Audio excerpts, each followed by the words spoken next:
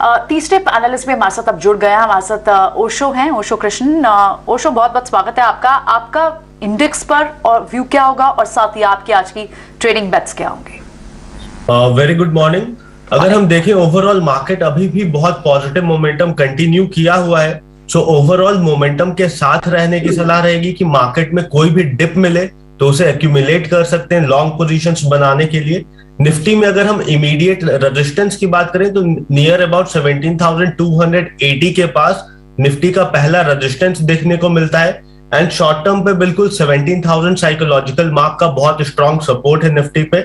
वहीं अगर bank Nifty में देखें तो बैंक निफ्टी अप्रोक्सीमेटली 38,000 का पहला रेजिस्टेंस शो करता है एंड डाउनसाइड में 37,100 एंड 37,200 का बहुत स्ट्रॉन्ग सपोर्ट है। सो दोनों इंडाइसेस अभी बहुत पॉजिटिव मोमेंटम बरकरार शोकेस कर रहा है। सो बेटर रहेगा कि हम अब कोई भी डिप मिले तो उसमें बाइंग अपॉर्चुनिटी खोजें। जो टॉप टेक्निकल पिक्स हैं, पहला काउंटर है वो है फिन केबल्स। फिन केबल्स में वॉल्यूम के साथ एक ब्रेकआउट देखने को मिला है। फ्राइडे को बहुत स्ट्रॉन्ग मूवमेंट के साथ फिन केबल्स ने क्लोजिंग दिया है। सो हम एक्सपेक्ट कर रहे हैं कि ये काउंटर में ऊपर की तरफ नियर टू 460 का टारगेट शॉर्ट टर्म पर्सपेक्टिव में एंड 404 का स्टॉप लॉस के साथ इस काउंटर पे एंट्री करें। सेकेंड काउंटर है is emphasis from IT pack. IT pack में एम्फेसिस अभी अपने ब्रेकआउट जोन के पास ट्रेड करता हुआ नजर आ रहा है। सो एक्सपेक्टेड रहेगा कि आज कल में एक स्ट्रॉन्ग ब्रेकआउट देखने को मिल जाए एम्फेसिस में। सो एम्फेसिस का इमीडिएट टारगेट रहेगा 2420 का एंड डाउनसाइड पे 2220 का एक स्टॉप लॉस मेंटेन करने की सलाह रहेगी।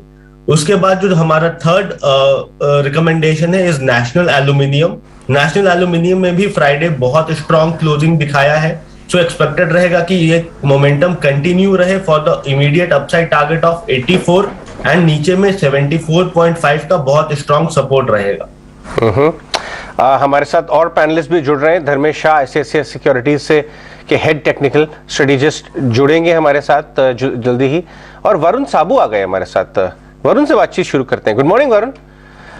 वरुण, अभी हम ये जो रिजल्ट के स्कोर कार्ड देख रहे थे, अब तक के जो रिजल्ट्स आए हैं, एक बात तो निकल के आ रही है कि टॉप लाइन ग्रोथ तो बहुत हेल्दी है, मार्जिन पे pressure across the sectors already expected था, तो वहां पे आके कोई बहुत ज्यादा एक तरह सरप्राइज नहीं है। इनफैक्ट अगर है कोई सरप्राइज तो पॉजिटिव की तरफ है कि टॉप लाइन ग्रोथ जरूरत से अच्छी है, एक्सपेक्टेशन से ज्यादा बेटर है, और मार्जिन प्रेशर एक्सपेक्टेशन से कम प्रेशर दिखाई दिया। क्या ये सही होगा कहना? जी बिल्कुल, मैं आपसे कंप्लीटली सहमति में हूँ। अगर आपने देखे हैं तो टॉप लाइन ग्रोथ सबकी काफी स्ट्रांग आ रही है अक्रॉस द बोर्ड। मार्जिन में प्रेशर आना काइंड ऑफ एक्सपेक्टेड था जिस तरीके से कमोडिटी कॉस्ट थे। सो हमने देखा था कि ये कमोडिटी कॉस्ट का प्रेशर आना ही था। अभी आगे अगर जाके देखें तो यही चीज अपने लिए बहुत बड़ी बेनिफिट होने वाली है गोइंग फॉरवर्ड। सो आपकी जो कमोडिटीज हैं दे हैव क्रैश्ड लास्ट एक महीने में, काफी जोर से क्रैश आया है। सो टॉप लाइन ग्रोथ जो आ रही है वो काफी हार्टनिंग है, उसको देख के काफी अच्छा लग रहा है कि एटलीस्ट आगे अगर ये रन रेट कंटिन्यू रहता है तो मार्जिन में बहुत बड़ा बेनिफिट आएगा, क्योंकि आपकी ऑपरेटिंग लीवरेज भी प्ले करेगी एक बार आपका कमोडिटी कॉस्ट नीचे आया तो। प्लस क्या है, सप्लाई इश्यूज थे कुछ सेक्टर्स में, जैसे आपने ऑटो में देखा सप्लाई इश्यूज थे, वो भी धीरे धीरे करके ईज हो रहे हैं। सो आपकी टॉप लाइन यहाँ से और स्ट्रॉन्गर हो सकती है रादर देन खराब होने के। सो टॉप लाइन अगर ठीक रहती है और आपकी कमोडिटी कॉस्ट कम होने से मार्जिन अच्छे आएंगे तो earnings can be very very strong. तो मेरे हिसाब से very good times to go forward. एक आपसे फंडामेंटल क्वेश्चन पूछना जरूरी है, और क्योंकि एक रिटन ऑफ बैंक था येस बैंक। येस बैंक में को जिस नजरिए से देखा जाता था वो ये देखा जाता था कि SBI ने इनको एक्चुअली बेल आउट किया है, लेकिन जिस क्वालिटी के इन्वेस्टर्स आप येस बैंक के अंदर स्टेक लेना चाहते हैं उससे तो बहुत ही ज्यादा सरप्राइज हुए हैं सब। कहीं ना कहीं उन लोगों ने बहुत डीप डाइव फंडामेंटल्स में की होगी, रिटर्न रेशियोज में, मैट्रिक्स में। क्या येस बैंक को रीरेट हो सकता है ये इस ट्रांजैक्शन से? जो बैंडविड्थ आएगी, स्ट्रेटेजिक बैंडविड्थ बोर्ड पे, सिर्फ पैसा ही नहीं, और ऑफ कोर्स पैसा तो आएगा ही ग्रोथ के लिए। आपने एनालाइज किया है इसका पोटेंशियल, यहां से वैल्यू क्रिएट हो सकती है? जी हमने इसको एनालाइज नहीं किया, लेकिन आपकी बात एकदम सही है कि इनमें जिन क्वालिटी के इन्वेस्टर्स आ रहे हैं इन्होंने अपना ड्यू डिलिजेंस काफी स्ट्रॉन्ग किया होगा। एंड जो आपने कहा कि SBI ने बेल आउट किया, SBI अगर आए थे, इन्वेस्ट किए थे, और उसके बाद में जिस तरीके से इस बैंक पे काम हो रहा था, आई थिंक लास्ट 2-3 साल में काफी कुछ क्लीन अप हुआ होगा, एंड उस कारण से उम्मीद बैठी है कि ये ये काफी अच्छा करता है। जिन्होंने ड्यू डिलिजेंस किया है, जो इन्वेस्टर्स आए हैं, उससे ये क्लैरिटी होनी चाहिए कि यहाँ से डाउनसाइड तो नहीं है, तो यहाँ से अपसाइड काफी अच्छा हो सकता है, बिकॉज स्टॉक ने अपना सब कुछ खो ही दिया था लिटरली। सो यहाँ से काफी अच्छा अपसाइड आ सकता है। ऑलराइट, धर्मेश भी आ गए हैं, हमारे बहुत पुराने दोस्त, काबिल दोस्त, और आईसीआईसीआई सिक्योरिटीज के चीफ स्ट्रेटेजिस्ट हैं टेक्निकल्स के। इनफैक्ट मुझे याद है करीब 10-12 साल पहले टेक्निकल्स की जो साइंस कह लीजिए, उससे आर्ट कह लीजिए, बाजार को टेक्निकल लेंस से देखने का जो बहुत ही शुरुआती रुझान हमें धर्मेश ने ही शुरू करवाया था। धर्मेश, बहुत बहुत शुक्रिया आज आने के लिए। डायरेक्टर साहब से कहूंगा कि उनको भी स्क्रीन में दिखाएं। धर्मेश, सबसे पहले जो आपकी रिपोर्ट का इस समय शीर्षक है, जो उसका हेडर है कि निफ्टी इज हेडिंग टू 17,500, और जो बेस है निफ्टी का वो ऊपर बढ़ के अब 16,000 पे आ गया है। कितना स्ट्रॉन्ग बेस नजर आता है? Good morning, Ajay, and first of all, thank you for your kind words. And after a long time, yeah, definitely. Yeah, coming to my report, I think so. We believe, I think so, for the market, I think so. अगर आप बाजार को देखें तो काफी oversold था market. First of all, I think so. There are 3-4 indicators which we are looking from the technical perspective. One was, if you look from October 2021, there have been 2 major rises in the market. Each rises have been witnessed with a falling channel breakout, and each breakout has got occurred with 80% retracement. कहीं ना कहीं falling channel breakout के बाद बाजार 80% जितना retrace करता है. This time also what has happened that we have witnessed a falling channel breakout. We believe this rhythm of falling channel breakout and retracing the 80% का जो सिनारियो है, ये यहाँ पे भी होना चाहिए। तो हमें लग रहा है कि बाजार एक तो पहले 18,300 से जो गिरा था 15,200, उसका 80% रिट्रेसमेंट होना चाहिए, जो है 17,500, because of falling channel breakout which has been occurred last 2 times. Also, if you look from the indicators point of view, long-term investment sentimental indicator, I would say. So since 2008, there has been 6 occasions where percentage of stocks of CNX is 500 has been below 200 day moving average, has been 15. So करीब 15% stock ही है जो 200 दिन moving average के ऊपर रहते हैं। जब ये रीडिंग 15 के नीचे जाता है, तब तक बाजार ने ड्यूरेबल बॉटम्स बनाई है, और उसके बाद बाजार मिनिमम 20% का रैली करता है। तो हमें लग रहा है कि इस बार भी अगर आप देखें, जब फॉल आया, जब 15,200 का था, तभी उसका जो percentage of stocks which were trading just about 200 day moving average way just 14%। तो कहीं ना कहीं ये हमें एक उलझान देता है कि कहीं ना कहीं यहाँ से बाजार का एक मेजर बॉटम बन चुका है 15,200, और मिनिमम 20% जितना बाजार चलना चाहिए। Because looking at the history of last 6 occasions since 2008, I think so, of 12 years, is giving importance that we should be heading to a much higher targets. But yeah, definitely in the near term, 17,500 is likely target. Third over is the fall in the price of crude. Crude की जो गिरावट आई है, हमें लग रहा है कि 125 का जो क्रूड का भाव था वो कहीं ना कहीं टॉपिंग आउट है, और यहाँ पे हम एक कंसोलिडेशन देखेंगे 100 to 115. 98 is a very crucial level. Breaking below 98 will lead to a target of 91. That is again one reason, and also the fall in the VIX, I think so, is also supporting the market right now. तो overall अगर आप Nifty का setup देखते हैं, तो banking, BFSI, which was underperformer for a long time and which is relatively outperforming in this current scenario, we expect that to outperform. So BFSI, auto, which has witnessed a multi-year breakout, capital goods is one, and the PSU sector, which is now coming up. I think so. These are the sectors, I think so, which we expect to lead going forward. But yeah, definitely Ajay, near term की बात करते हैं तो 17,500 का हमारा target है। नीचे में हमें लग रहा है कि 16,200, 16,300 का स्ट्रॉन्ग सपोर्ट है, जो यहाँ पे हमें नहीं लग रहा है कि टूटना चाहिए in the near term. Morning Dharmesh, Priyanka यार, बहुत सारे क्रूशियल पॉइंट्स आपने बताए यहाँ पर। यानी 16,000 का बेस है, 17,500 तक ऊपर बाजार जा सकता है, लगभग 80% रिट्रेस हो चुके हैं जो 2 मंथ के डिक्लाइन में थे, और आपने क्लियरली अपनी रिपोर्ट में कहा कि बहुत ही अब शैलो करेक्शन हमें दिख रहे हैं। क्या ब्रॉड बेस्ड भी ये रैली कंटिन्यूड रहेगी? स्मॉल कैप हो, मिड कैप हो, इन्होंने भी मिरर्ड किया है जो जितने भी हेडलाइन इंडाइसेस रहे हैं। क्या यहाँ पर आपको कोई और, क्योंकि आप अभी 2 सेक्टर्स भी बता रहे हैं, IT या मेटल, मिड कैप और स्मॉल कैप कैसे परफॉर्म कर सकता है? यहाँ पर कौन से ट्रेंड्स है जो इमर्ज होके आएंगे? So what we expect कि after moving to 17,500, we expect the broader market to outperform, because अभी जो तेजी हमने देखी है ज्यादातर हमने लार्ज कैप्स में देखी, तो इसका भी हमने एक एनालिसिस किया है कि if you look at the mid cap and the small cap index for a longer period of time, there has been three major corrections in 2013, 15 and 2018, and each correction on an average for mid caps have been around 26% and same with the small caps around 40%. अगर इस चीज को मैं current context में देखता हूँ तो mid cap index ऊपर से 26% टूट चुका है और same is with the small cap is around 36 to 37%. So price wise we believe I think so the correction is done for the mid caps and small caps. Maybe time wise, maybe it may take 1 or 2 months of a base formation and then we may see a recoup of the higher side. So we believe I think so for the mid cap and the small cap, I think so this is a good time. एक investors के angle से देखते तो ये अच्छा time है invest करने का यहाँ पे mid caps and small cap. तो हमें लग रहा है कि प्राइस वाइज यहाँ से डैमेज ज्यादा है नहीं क्योंकि historically we believe in history because as a technical we believe I think so the history repeat itself may be in the other way but we feel I think so the current context price wise correction is done. Time wise हो सकता है 1 या 2 महीने का एक base formation करे और उसके बाद हमें लग रहा है कि for the mid cap I think so 30,000 is a target for the mid caps and for the small caps में हमें लग रहा है कि 9,800 के आसपास का लेवल देखना चाहिए. तो मेरी सलाह यही है कि मिड कैप्स और स्मॉल कैप्स में एक अच्छी क्वालिटी स्टॉक से उस पर हमें फोकस करना चाहिए और this is a right time to invest in the mid caps and the small caps.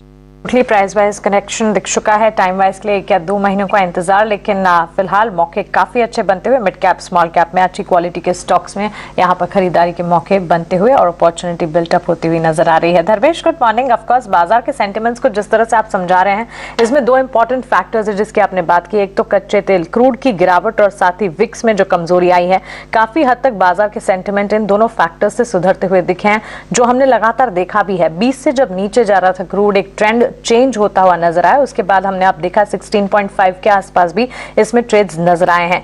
ये दोनों फैक्टर्स बाजार में और ज्यादा तेजी कितनी पहुंचा सकते हैं और साथ ही क्या विक्स में और कमजोरी आना एक तरह से सेंटिमेंट स्क्वीज होता हुआ दिखेगा या फिर यहां से और ज्यादा कमजोरी के संकेत दिख रहे हैं आपको? देखिए जैसे कि we should not forget that we have moved from 15,200 to 17,200 in the span of just 2 to 3 weeks. मतलब 1 महीने की बात करता हूँ.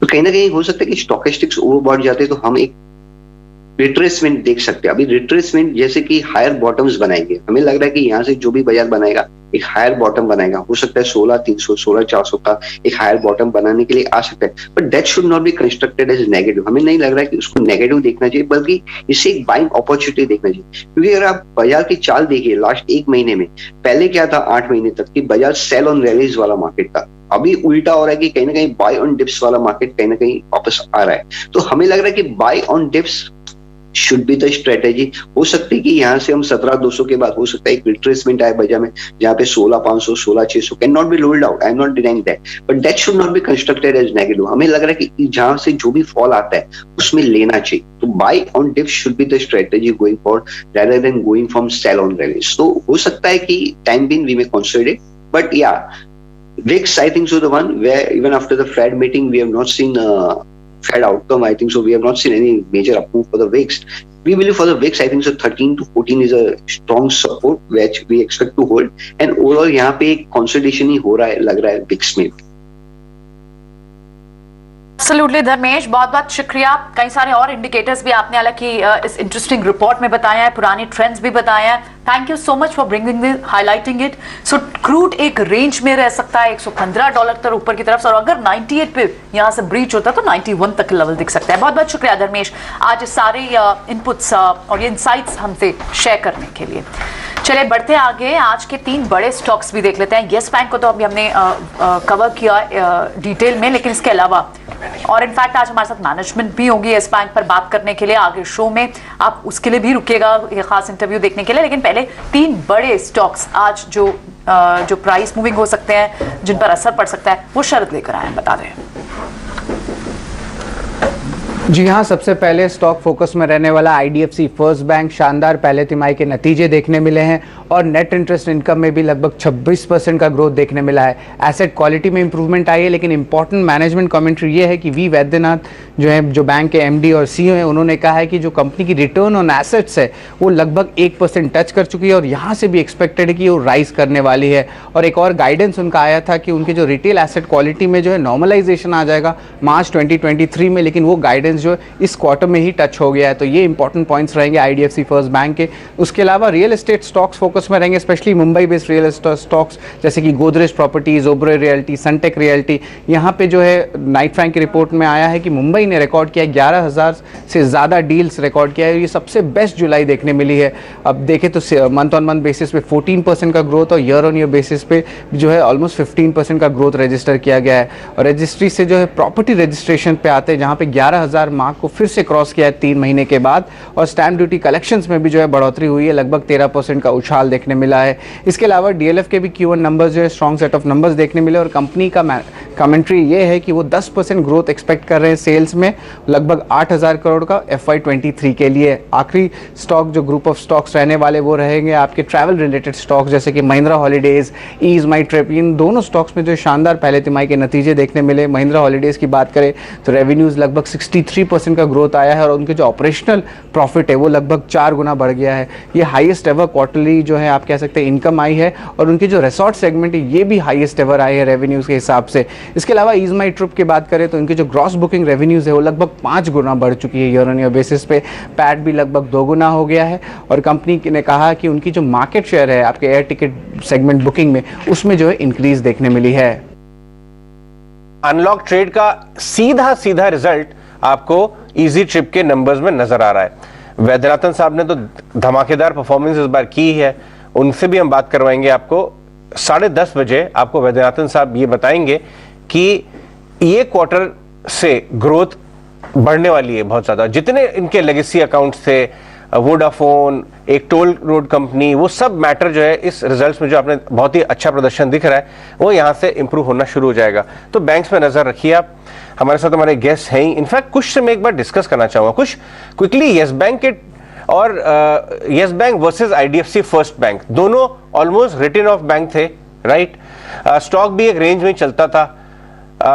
अब जो है इनमें 2 ऐसे डेवलपमेंट्स हुए, एक के रिजल्ट्स और एक के ये जो डील हुई है। चार्ट्स पे दोनों में दमदार कहां पे ट्रेंड लग रहा है आपको? शुरुआत करते हैं येस बैंक से। काफी समय से जैसा आप बता रहे हैं एक रेंज में ही चल रहे थे। अगर मैं इसके इंडिकेटर्स देखूं तो पिछले कुछ सेशंस में इसमें बहुत अच्छा उछाल आया है। इनफैक्ट ये सम इंडिकेटर्स आर इंडिकेटिंग कि थोड़ा सा ओवरबॉट टेरिटरी में भी जा रहा है, बट ये न्यूज पॉजिटिव है। मार्केट्स इसके लिए पॉजिटिवली रिएक्ट करेंगे। इमीडिएट बेसिस पे 1650 के जो लेवल्स हैं ये इस स्टॉक पे आते हुए दिख सकते हैं। इसके कंपैरिजन में IDFC फर्स्ट जरा सा सेलिंग प्रेशर में रहा है for a very long time. अभी रिसेंटली इसमें एक निचले स्तरों से आया है और हम ये जो रैली आते हुए देख रहे हैं ये कंटिन्यू हो सकती है। इंडिकेटर सेटअप इसका पॉजिटिव है।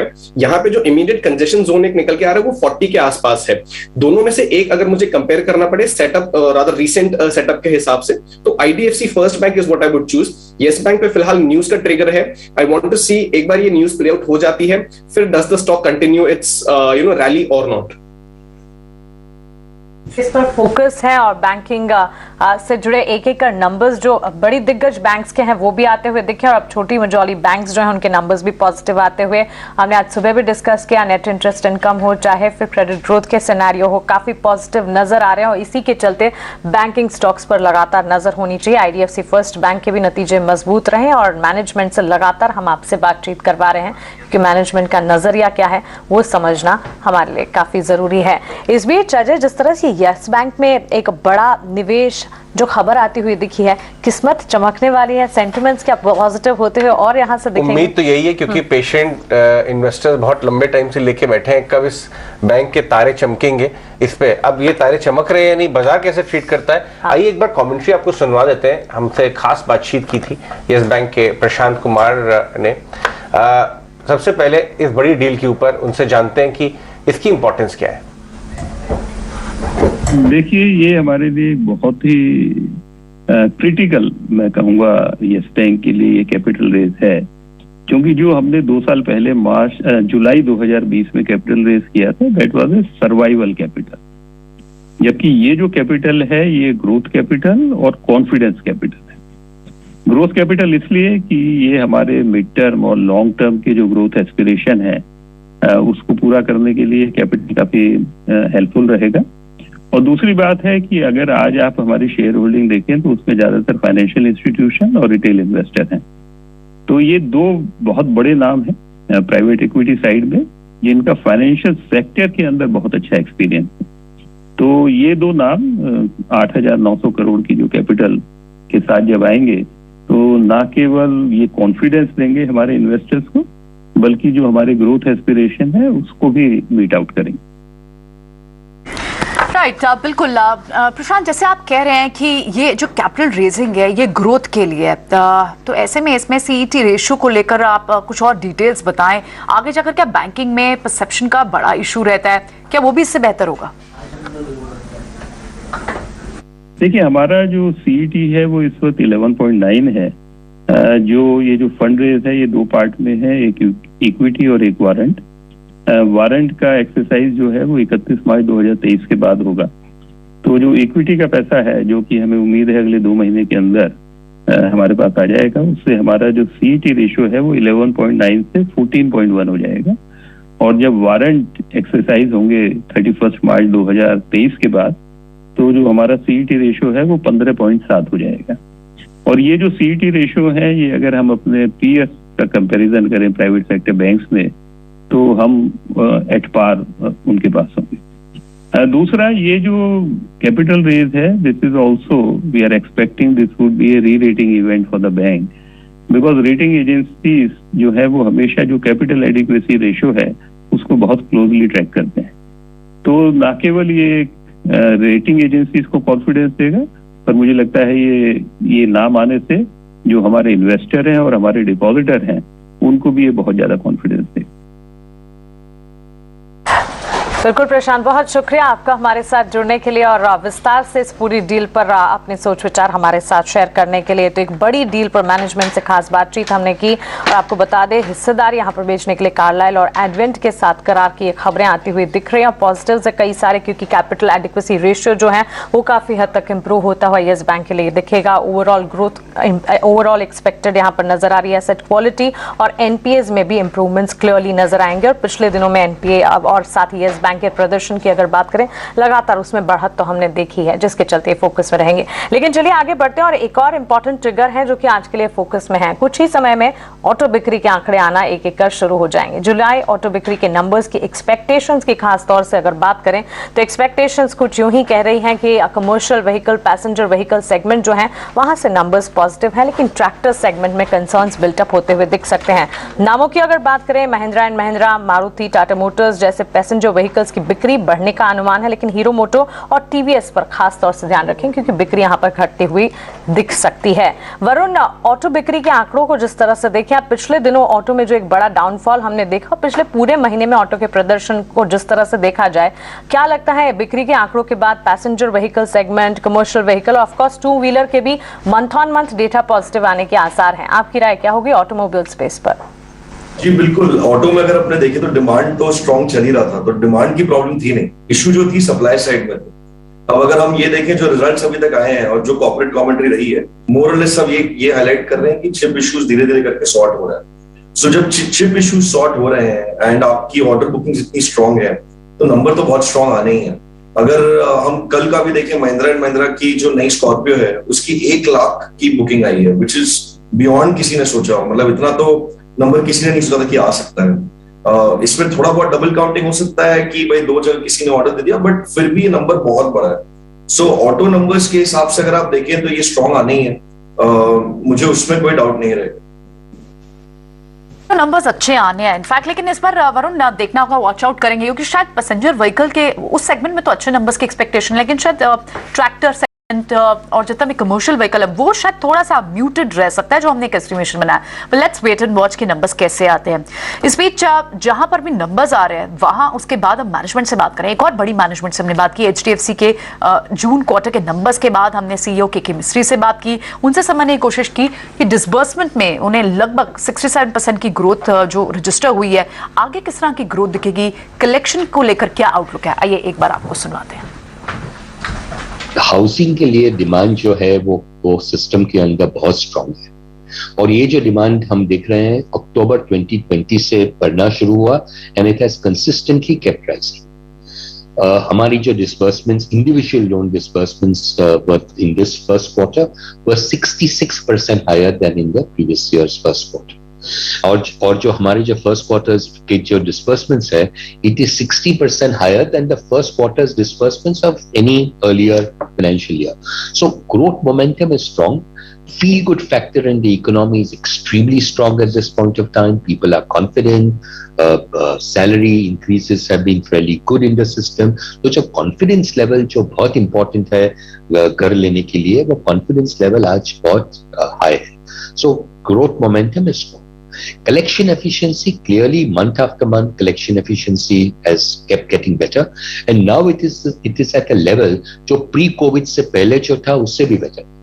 Or on individual loans, for individual loans I'm talking of, we have seen a 99% plus collection efficiency on a cumulative basis. हमारी जो as an NBFC or as a housing finance company, we need to classify loans into stage 1, stage 2 and stage 3. और हमारे जो total of stage 2 and stage 3 loans है, stage 2, stage 3 meaning some stage 3 is NPS, but stage 2 could be some degree of stressed on that loan.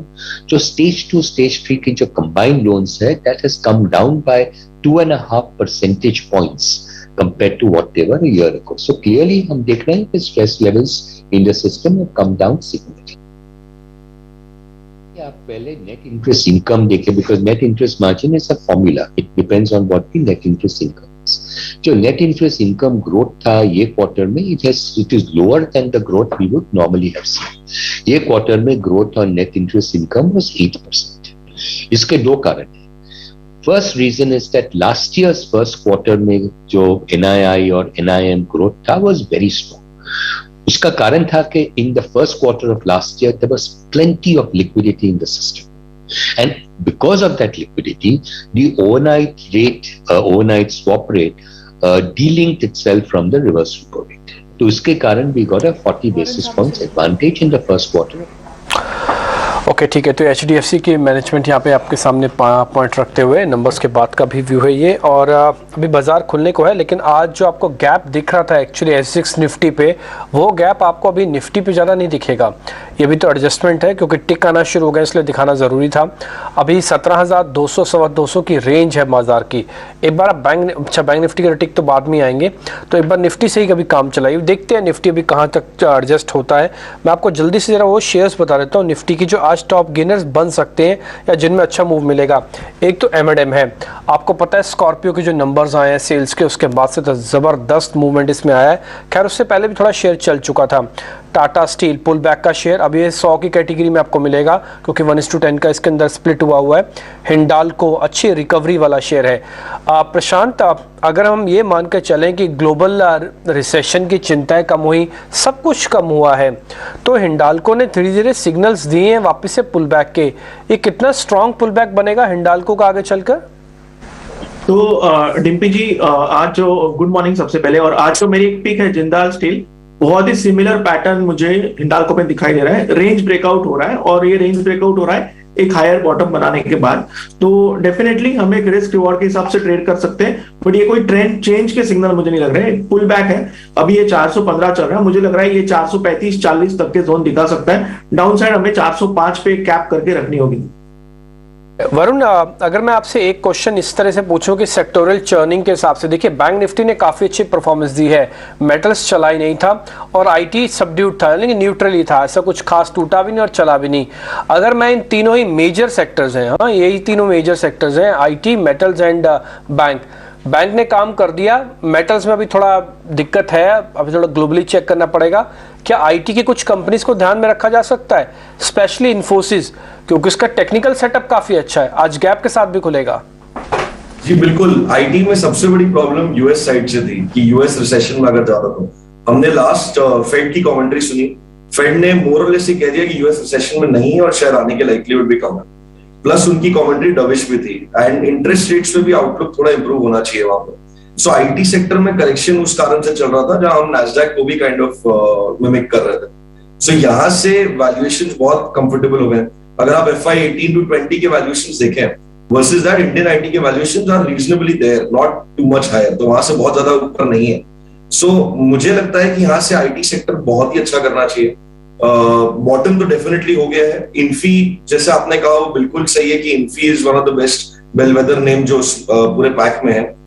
Mid caps में भी LTI, Mindtree, इनमें थोड़ा ज्यादा correction हो गया था, पर इनमें जो मर्जर के बेनिफिट्स है वो काफी ज्यादा आएंगे गोइंग फॉरवर्ड।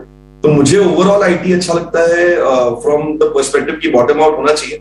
एंड एक बार हम थोड़ा फेड को फर्दर डविश होते हुए देखें तो यहाँ रैली काफी ज्यादा आ सकती है। ऑलराइट, ठीक है, एब्सोल्युटली। कुछ और सेक्टर्स भी देखते हैं जहां आज क्या ट्रेडिंग बेट्स ली जा सकती हैं।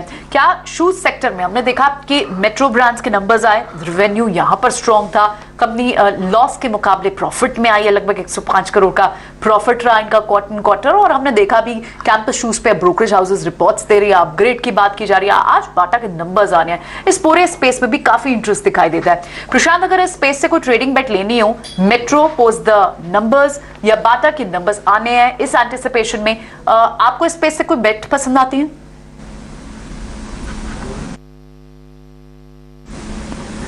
प्रशांत जी प्रियंका, मुझे इस सेक्टर में बाटा जो है वो ऑलरेडी एक जो ब्रेकआउट दिखा है, बहुत अच्छा ब्रेकआउट मुझे लग रहा है। और इस ब्रेकआउट में एक अच्छी चीज मुझे लग रही है कि प्राइस के साथ वॉल्यूम बढ़ता जा रहा है। बट क्या इस लेवल पे एंटर करना चाहिए? मुझे लग रहा है रिस्क रिवॉर्ड जस्टिफाइबल नहीं है। बट डेफिनेटली अगर ये स्टॉक जो अभी करीबन 1960-65 की रेंज में ट्रेड कर रहा है, ये मुझे अगर 1935-40 के जोन में मिल जाए तो डेफिनेटली ये एक बाय होगा मेरे लिए। और मैं एक पोजिशनल स्टॉप लॉस बनाए रखूंगा 1900 के रेंज में। और मुझे लग रहा है यहाँ से ये नेक्स्ट लेवल यानी करीबन 2050-2075 तक भी जा सकता है, जो कि इस पूरी कंसोलिडेशन की डेप्थ ये ऊपरी साइड पे रेप्लिकेट हो सकती है। तो डेफिनेटली बाय, बट थोड़ा वेट करके buy it on a dip and 1900 का स्टॉप लॉस मेंटेन कीजिए। एक और शेयर है पिरामिड एंटरप्राइजेज, ये करीब 3% आज ऊपर खोल। एक्चुअली अगर आप इसके फ्राइडे की क्लोजिंग देखेंगे और आज की ओपनिंग देखेंगे, आपको बिल्कुल फर्क दिखेगा। फ्राइडे को जब इसके नंबर्स आए थे तो उसके बाद से शेयर ने एक तेज गिरावट दिखाई थी। और अगर आप इसका चार्ट दिखा पाए तो आपको थोड़ा ज़्यादा अच्छे से पता लग पाएगा। 7 डेज का मत दिखाई, सिर्फ 3 दिन का दिखाई तो आपको ज़्यादा क्लियर होगा। तो उसमें पिरामिड एक तेज से टूटा, 1800 के भी नीचे फिसल गया था, लेकिन आज गैप के साथ फिर से ओपन कर सकता है। अगर एक गैप मेंटेन रहता है इसका, अभी तो खैर एडजस्ट हो रहा है, मान लीजिए गैप के साथ खुलता है 1800 के ऊपर खुले खुश, तो फिर क्या करना चाहिए? इसमें कैसे ट्रेड लेना चाहिए या फिर भी छोड़ें? अभी थोड़ा सेटल होने दें इसको। जी हाँ, I'll pick up from what you said last। इसको थोड़ा सेटल होने दीजिए, बिकॉज इंडिकेटर्स पे इस पे हमें डिफरेंशिएटेड व्यूज मिल रहे हैं। कुछ नेगेटिव है, कुछ पॉजिटिव हैं। और एक काफी शार्प फॉल के बाद स्टॉक में अगर एक बाउंस भी आता है तो हो सकता है वो सेलिंग अपॉर्चुनिटी के तौर पे एक्ट करे। अगर सिर्फ लेवल्स की ही बात करें तो देखिए 1890 के जो लेवल्स हैं, थोड़ा ऊपर है, बट 1890 के जो लेवल्स हैं यहाँ पे इमीडिएट बेसिस पे स्टॉक पे रेजिस्टेंस है। और अगर हम सपोर्ट देखें तो 1700 ही जो है यही स्टॉक के लिए सपोर्ट लेवल है। तो बिल्कुल बीच में ट्रेड कर रहा है अपने सपोर्ट और रेजिस्टेंस के, और इंडिकेटर जरा मिक्स हैं, तो पहले इसको जरा सेटल होने दीजिए, डायरेक्शन लेने दीजिए, then we can take a call on either side. Let it settle. Pyramid हमने देखा था कि फ्राइडे को, शुक्रवार को रिजल्ट्स के बाद, नंबर्स के बाद 3% टूट भी गया था, लेकिन आज एक बाउंस बैक है या फिर इसमें रेंज ऊपर की तरफ दिखती है जिस पे ट्रेडिंग ली जा सकती है, इस पे वेट करना होगा। लेकिन इस बीच में हम देख रहे हैं जितने भी शिपिंग काउंटर्स हैं वहां अच्छा मोमेंटम है। आप जी शिपिंग को देखें, वहां पर आपको शुक्रवार के दिन भी अच्छे वॉल्यूम्स के साथ ट्रेड होते हुए दिखाई दिया। और आज शिपिंग सेक्टर से ही एक न्यूज भी लेकर आई है, मेघना एक्सक्लूसिव न्यूज लेकर आई है SCI पर रिवाइज डीमर्जर स्कीम पर तेजी से काम शुरू हो गया है और कॉर्पोरेट अफेयर्स मिनिस्ट्री की जल्दी शेयरधारकों के साथ एक मीटिंग भी होने वाली है। क्या कुछ निकल कर आ सकता है इस मीटिंग पर? आइए ज्यादा डिटेल्स पहले मेघना से समझ लेते हैं। मेघना बताएं। जी, जैसा कि हम जानते हैं कि शिपिंग कॉरपोरेशन ऑफ इंडिया का जो रिवाइज डीमर्जर स्कीम है वो कॉर्पोरेट अफेयर्स मिनिस्ट्री को अभी भी अप्रूव करना बाकी है। तो जो बड़ी जानकारी सूत्र दे रहे हैं कि कॉर्पोरेट अफेयर्स मिनिस्ट्री जल्द ही एक शेयर होल्डर्स की मीट बुलाने वाली है, जो शिपिंग कॉरपोरेशन ऑफ इंडिया के शेयर होल्डर्स हैं, क्योंकि 75% ऑफ शेयर होल्डर्स को ये स्कीम अप्रूव करनी पड़ेगी, तभी एक नो ऑब्जेक्शन सर्टिफिकेट मिल पाएगा कॉर्पोरेट अफेयर्स मिनिस्ट्री की तरफ से। और ये भी सूत्र जानकारी दे रहे हैं कि एक अलग से एक मीटिंग लेंडर्स की, जो शिपिंग कॉर्पोरेशन ऑफ इंडिया के लेंडर्स हैं, उनकी भी बुलाई जाएगी कॉर्पोरेट अफेयर्स मिनिस्ट्री द्वारा। जो main lenders India, Exim bank और स्टैंडर्ड चार्टर्ड बैंक हैं, इनका भी अप्रूवल चाहिए इस रिवाइज डीमर्जर स्कीम को क्लियर करने के लिए। जब शेयर होल्डर्स और लेंडर्स दोनों का अप्रूवल आ जाएगा, उसके बाद ये कॉर्पोरेट अफेयर्स मिनिस्ट्री एक नो ऑब्जेक्शन सर्टिफिकेट इशू करेगी, जिसके बाद जो शिपिंग कॉर्पोरेशन ऑफ इंडिया आगे स्ट्रैटेजिक सेल के लिए आगे प्रोसीड कर सकता है। ये हम जानते हैं कि 63.75% स्टेक जो है गवर्नमेंट को SCI में सेल करना है, जिससे लगभग 2500 करोड़ के ऊपर ऑफर गवर्नमेंट को मिल सकता है। और ये भी सूत्र एक इम्पोर्टेंट जानकारी दे रहे हैं कि इस रिवाइज डीमर्जर स्कीम में approximately ₹1500 crore worth of land और बिल्डिंग असेट्स हैं SCI के जो डीमर्ज किए जाएंगे। तो जो बड़ी जानकारी इस वक्त हम आपको ला रहे हैं, जिसका हम वेट कर रहे हैं कि एक शेयर होल्डर्स और लेंडर्स की separate meetings corporate affairs ministry कितनी जल्द बुलाता है ताकि ये strategic sale shipping corporation of India का जल्द से जल्द आगे प्रोसीड कर सके। ठीक है, तो रिवाइज डीमर्जर स्कीम, इस पर ये डिटेल्स लेकर आती हुई मेघना एक्सक्लूसिव खबर हमें बता रही थी। नजर रहेगी स्टॉक पर भी। फिलहाल आप 1% ऊपर देख रहे हैं इसे प्री ओपन में। एक बार आज देख लेते हैं कि आज बाजार पर इंडेक्स पर किस तरह का व्यू हमारे एक्सपर्ट्स बना रहे हैं। निफ्टी पर नजरिया इस वक्त सबका ही होल्ड पर है। अच्छा खासा रनअप हम देख चुके हैं। तो इस वक्त खुश, कुणाल और नरेश तीनों को ये लगता है कि फिलहाल थोड़ा होल्ड करना चाहिए, वेट एंड वॉच करना चाहिए और उसके बाद ही कोई डायरेक्शन बाजार की नजर आएगी, इंडेक्स पर नजर आएगी। ये निफ्टी पर नजरिया, क्या बैंक निफ्टी पर भी इसी तरह का व्यू है? क्योंकि हमने देखा कि जुलाई में मेजरली बैंकों के कारण ही एक आउट परफॉर्मेंस दिखी है इंडेक्स पर, लेकिन बैंक निफ्टी पर भी आज के लिए फिलहाल थोड़ा सा वेट एंड वॉच एक्सपर्ट्स का यहां पर राय रहेगी। चलिए, इस बीच अब एक बार ये समझ लेते हैं कि आज निकुंज की नजर कहां है, उन्हें क्या लग रहा है। अगस्त एक नया महीना, नई सीरीज जब शुरू हो गई है, तो क्या पहले वाले जो सेक्टर्स या स्टॉक्स चल रहे थे या फिर जो वीक सेक्टर्स थे वो मूव दिखा सकते हैं या फिर कोई नए सेक्टर्स दिखा सकते हैं अच्छी कंट्रीब्यूशन? आइए एक बार फिर से आपको वो कॉन्वर्सेशन सुनवाते हैं। देखिए, हम सॉफ्ट कैपेक्स की बात काफी समय से कर रहे हैं, मगर एक क्षेत्र, एक जो छोटा सा सेक्टर है जिस पे मुझे लगता है कि नजर रखनी चाहिए, हम डिफेंस की बहुत बात करते हैं, मगर मैं आज बात करूंगा रेलवेज की। और अब रेलवेज के स्टॉक्स की अगर बात करें, आप राइट्स के नतीजे देखिए बहुत अच्छे आए थे। टेस्मैको का भाव देखिए ऑलमोस्ट 52 वीक हाई पर है। आप टीटागढ़ वैगन के ऑर्डर बुक्स देखिए ऑलमोस्ट एक नए हाई पर है। तो anything which is got to do with railway ancillary, एक वो मुझे छोटा थीम जरूर लगता है। तीसरा, आज IDFC बैंक के नतीजे में देख रहा था, अच्छे नतीजे हैं, स्टॉक सस्ता है, खासा वापस आ रही है उनकी, तो उस पर नजर जरूर रखिए। मिड टियर फाइनेंशियल्स में मुझे लगता है कि अब वापस नजर रखनी चाहिए। मेटल्स में जो रैली है, मुझे लगता है कि सेल की रैली है, कमोडिटी का जो रुख है वो बदल चुका है। तो मेटल्स में टाटा स्टील स्टॉक स्प्लिट की वजह से साहब अगर 8% बढ़ता है तो मामला गड़बड़ है। तो अगर आप टाटा स्टील या फिर हिंडाल्को या वेदांता में हैं तो आपको इस रैली में उन शेयरों को बेचना चाहिए। एक क्षेत्र मुझे और जो बहुत अच्छा लगता है, मेरे को इस समय लगता है कि मिड टियर प्राइवेट बैंक्स, जिसके अंदर AU हो गया, IDFC बैंक हो गया, उन पर जरूर नजर रखें। निकुंज यही बात बताते हुए कि अगर आप रेलवेज में थोड़ा देखना चाहते हैं तो वहां पे शेयर्स एक्टिव रह सकते हैं। IRCTC के भी नंबर्स के बाद का रिएक्शन काफी स्ट्रांग था, अगर आप देखें, हमने अपनी शीट में भी इसको डाला है। खैर, एनी हाउ, आज आपको जो बढ़ने वाले शेयर है वो येस बैंक आपको दिखेगा करीब 5% ऊपर, टोरेंट फार्मा करीब 1.5% ऊपर है। अभी ना नीचे एस्कॉर्ट्स के नंबर आप देख पा रहे थे, उनका एक तो अनुमान से कमजोर नंबर आया और दूसरा उनकी सेल्स भी थोड़ी कम हुई है, शेयर 1.5% नीचे खुल रहा है। एक बार रोशो आप इसका चार्ट देखेंगे, नंबर्स एक बार हम वापस से स्क्रीन पर दिखा देते हैं, टिकर टीम दिखा देगी। एक बार एस्कॉर्ट्स के चार्ट देखिए, बताइए, नंबर्स तो ठीक नहीं लग रहे हैं, तो गैप डाउन होगा, शुरुआत इससे ही हो सकती है आज मार्केट की प्रॉफिट बुकिंग की। यस, ओवरऑल अगर इसमें देखें तो पिछले कुछ दिनों से कंसोलिडेशन जोन दिखा रहा है, जो एक्सपेक्टेड रहेगा कि ऊपर की तरफ 1760 से 1755 का एक स्ट्रॉन्ग रेजिस्टेंस है। जब तक इसके ऊपर ब्रीच नहीं करता है, एक फ्रेश लॉन्ग लेने से यहाँ पे थोड़ा बचना चाहिए। एंड डाउनसाइड पे नियर अबाउट 1650 1660 का स्ट्रॉन्ग सपोर्ट भी है, तो हो सकता है ये कंसोलिडेशन कंटिन्यू रहे। शॉर्ट टर्म के लिए एक चांस ले सकते हैं, अगर कोई डिप आया टुवर्ड 1650 का तो एक लॉन्ग एक्यूमुलेशन वापस से स्टार्ट कर सकते हैं। बट ऊपर की तरफ 1750 1760 का एक स्टॉप लॉस लगा के रखना चाहिए, या फिर एक टारगेट, अगर शॉर्ट टर्म में बाइंग है तो एक टारगेट एक्सपेक्ट करना चाहिए, उसके ऊपर ब्रेकआउट आने के बाद वापस से री एंट्री के चांसेस मिल जाएंगे। वरुण, ये बजाज फिंसा और बजाज फाइनेंस के अंदर अभी आपको और कितनी तेजी लगती है? अगर तेजी लगती है तो उसके रीजन जरा जल्दी से बता दीजिए आप। Bajaj finance, Bajaj Finserv great companies हैं, इनमें कंसिस्टेंटली कंपाउंडिंग चलेगी, यहाँ से कोई मेजर रीरेट नहीं लगता, लेकिन ये अच्छा करती रहेंगी और इनके नंबर्स जो थे बहुत ही स्ट्रॉन्ग थे, सो इनमें वीकनेस तो नहीं आएगी। डिस्क्लोजर आपकी तरफ से वरुण, आपसे कोई डिस्क्लेमर, आपने कोई शेयर होल्ड किया हो? नहीं, मैं कुछ होल्ड नहीं करता हूँ, कांट होल्ड एनीथिंग। ओके, ठीक है, आगे बढ़ते हैं क्योंकि अब मार्केट में लेवल्स ओपन होने को हैं। एकदम से मैं आपको जरा स्क्रीन पे बता भी देता हूँ। टाटा स्टील आज अच्छे गैप के साथ करेगा। एक्चुअली में टाटा जब से स्प्लिट हुआ तब से ज़्यादा ठीक चल रहा है। जब ये बड़ा शेयर था तो 2-3 दिन ऐसे बैक टू बैक चलता नहीं था। स्प्लिट होने के बाद इसकी तस्वीर थोड़ी सी आपको ज़्यादा बेहतर दिखी है। ये सिर्फ एक ट्रेडिंग का पॉइंट है, वैसे ऐसा कुछ होता नहीं है इससे।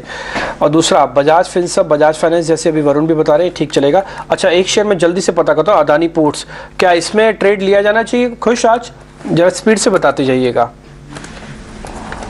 जी हाँ, सेटअप पॉजिटिव है, इंडिकेटर्स पॉजिटिव हैं। स्टॉक ने अपने एक रेजिस्टेंस लेवल के ऊपर 750 760 के जो जोन्स थे उसके ऊपर की क्लोजिंग दी है।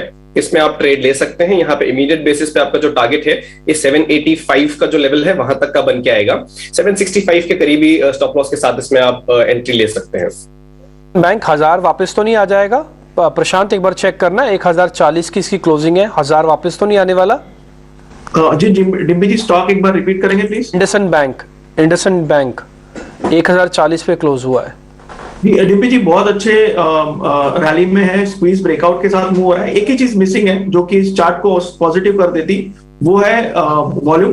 तो मैं थोड़ा वेट करूंगा और अगर मुझे 1025 1020 के जोन में मिले तो मैं इसको 995 के स्टॉप लॉस से बाय करूंगा फॉर अ टारगेट ऑफ 1100। इस लेवल पे थोड़ा स्ट्रेच्ड है, अगर 1020 तक आ जाए तो अच्छे लेवल हो जाएंगे। ठीक है, यूपीएल के अंदर आज ये 1.5% का गैप खुल रहा है। प्रशांत, आप इसमें ट्रेड लोगे आज सुबह खुलते ही? जी मैं यूपीएल में ओपनिंग पे ट्रेड नहीं लूंगा क्योंकि ये एक रेजिस्टेंस पे, इसको मैं सेटल होने दूंगा पहले 1 घंटे के लिए, और 1 घंटे बाद अगर ये मुझे 750 के ऊपर दिखे तो मैं 738 के स्टॉप लॉस से इसमें स्ट्रेट बाय कर लूंगा। बट 1 घंटे बाद ये स्टॉक 750 के ऊपर होना चाहिए। ओके ठीक है। वैसे आज अगर आप मार्केट्स के लेवल को एक बार हम, क्योंकि ज्यादा समय नहीं रह गया, एक बार निफ्टी के दिखा देते हैं।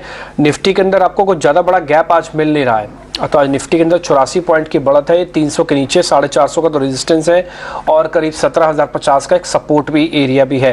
तो आज मार्केट एक शायद हो सकता है फर्स्ट हाफ में थोड़ा बहुत, सेकंड हाफ में अलग दिखे, फर्स्ट हाफ में आपको अलग दिखे।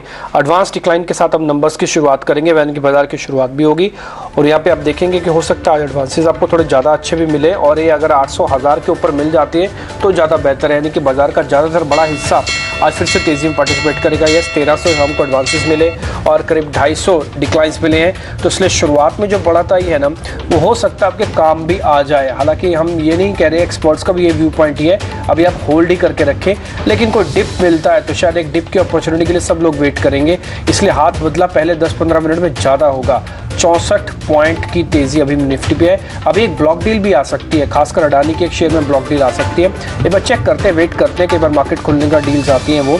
और निफ्टी बैंक में करीब 132 अंकों की तेजी है। जल्दी से देख लेते हैं निफ्टी के आज के टॉप गेनर्स कौन कौन से बन रहे हैं जो बाजार को ऊपर लेके जाएंगे। फिर बाद में ना 10 मिनट बाद में आपको इंडिया विक्स और साथ ही कंसोलिडेशन कंट्रीब्यूशन के हिसाब से कहाँ पे अच्छी मूवमेंट मिल रही है वो दिखाऊंगा। M&M आज 3-3.5% तेज है। आपको महिंद्रा की गाड़ियों का ना केवल असर दिख रहा है बल्कि शेयर की जो स्ट्रेंथ है, कोर स्ट्रेंथ है, इसने कोई कसर नहीं छोड़ी है शॉर्ट्स को स्क्वीज ना करने की है। ये 750-800 से शेयर चला, 1200 पे भी नहीं रुक रहा। टाटा स्टील 3% ऊपर, सिप्ला, कोल इंडिया, अदानी पोर्ट्स, ये सब में बढ़त करीब 1% से ज़्यादा की है, यानी कि वो शेयर ऐसे दिख रहे हैं आपको जहाँ पे 1% की बढ़त है। अच्छा, मारुति सुजुकी भी 1% बढ़त है। आज ध्यान रखिए, आज 1 तारीख भी है और अभी नंबर्स भी आएंगे ऑटो सेल्स के, जैसे एस्कॉर्ट्स के नंबर आए हैं, तो इसके अलावा ऑटो सेल्स के जैसे नंबर्स आएंगे इसका रिएक्शन आएगा। इसलिए ऑटोस आज आपका सबसे ज़्यादा ध्यान रखने वाला, कॉशियस होकर ट्रेड करने वाला एक सेगमेंट होगा। इसलिए शुरुआती बढ़त और नंबर्स के साथ का जो मोमेंटम होगा उसको अलग अलग तरीके से चेक कीजिएगा। बजाज फिनसर्व आज फिर से तेज है। एक्सिस बैंक के अंदर आज आधे % तक की तेजी है।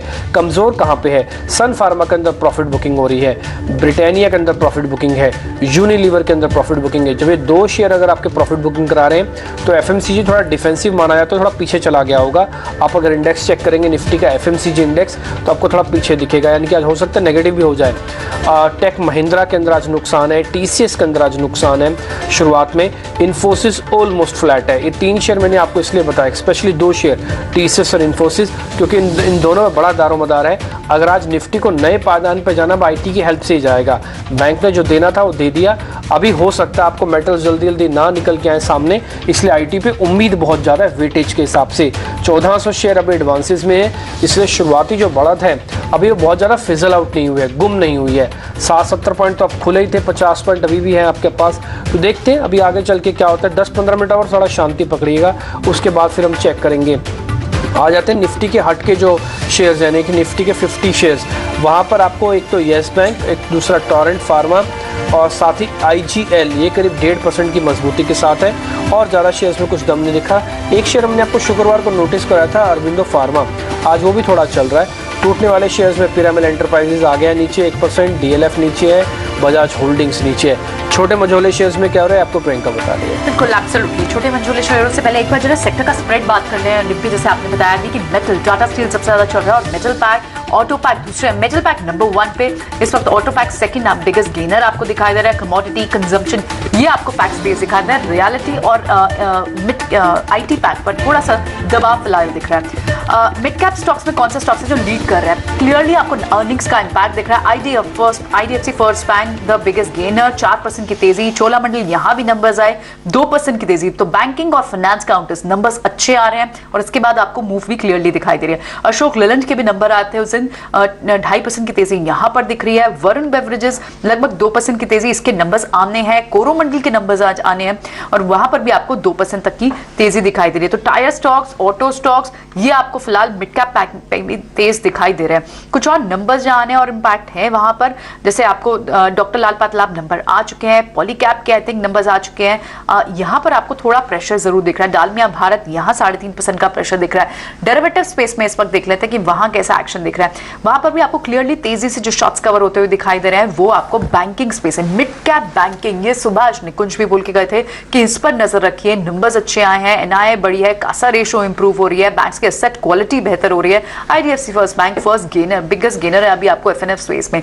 इसके अलावा M&M रिकॉर्ड बुकिंग, उसकी लगातार हम न्यूज बात कर रहे हैं, वो इंपैक्ट आपको क्लियरली दिख रहा है। 4% की तेजी आपको M&M में इस वक्त टॉप गेनर में है।